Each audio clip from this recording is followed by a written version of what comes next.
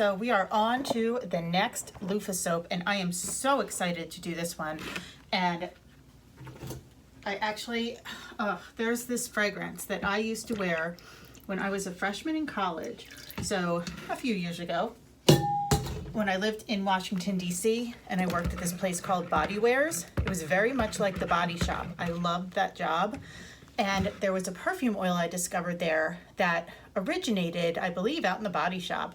And it's been a trademarked fragrance. So I have had to order my China Rain fragrance. I used to order it from Body Wares, and then I had to order it all the way from Beverly Hills to get these little perfume oils, because it was always my signature scent. I love it. I've never been able to replicate it. Well, guess what these blue loofahs are going to smell like? I am so excited. I'm about to get decked out in my favorite China Rain again and have a line of products with them.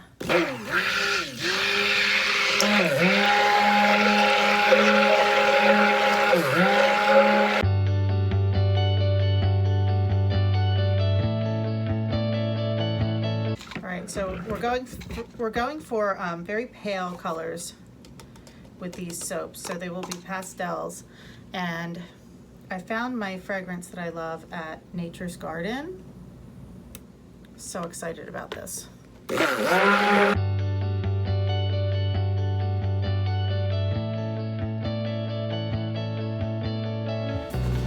So the first thing I'm going to do is, when I go upstairs today, I have my son's back to school, I am going to take one of my sensitive soul lotions and turn it into my favorite fragrance.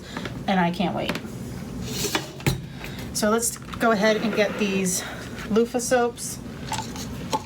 I have them all in here. So I get a big loofah gourd and then I just slice it into the sizes that I want. So I have this one and I have a big blue tray, but first I'm going to put my soap batter into this.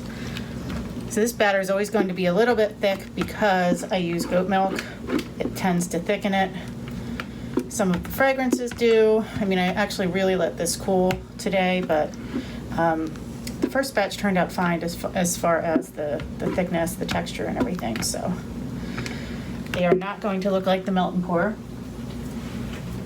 soaps that you normally see with like the clear colors in loofah soaps, because I'm not doing melt and pour. I am giving you actual real soap that I make myself.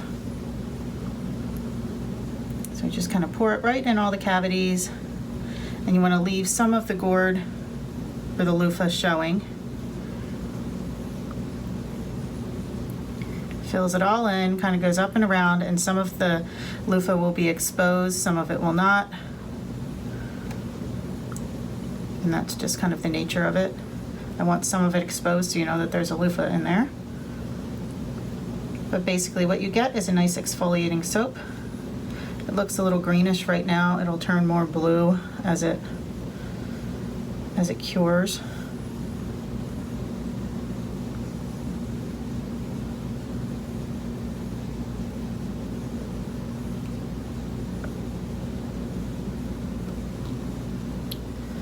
Fix that one, get that in there. Okay. And just keep going, keep pouring.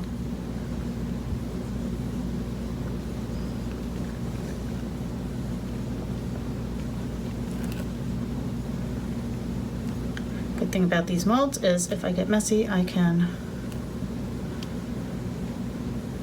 just scooch it right into the other side, and it's fine.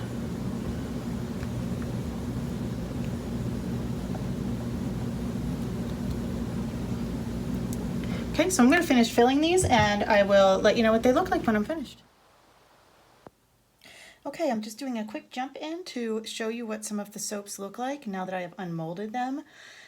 So the loofah soaps are, they're all going to look a little bit different. You can see the impression of the loofah there, and then there's always going to be some of the loofah exposed on the side. It's just the way they are formed with the cold processed soap.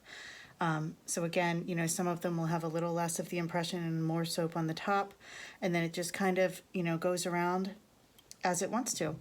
So I have my, I will be shrink wrapping these so you can see everything right through it. They won't be in boxes. and then I have a round label that will go on the front. So I'm going to take you through all of the loofah soaps as I make them, and you can just kind of come along and watch with me. Thanks.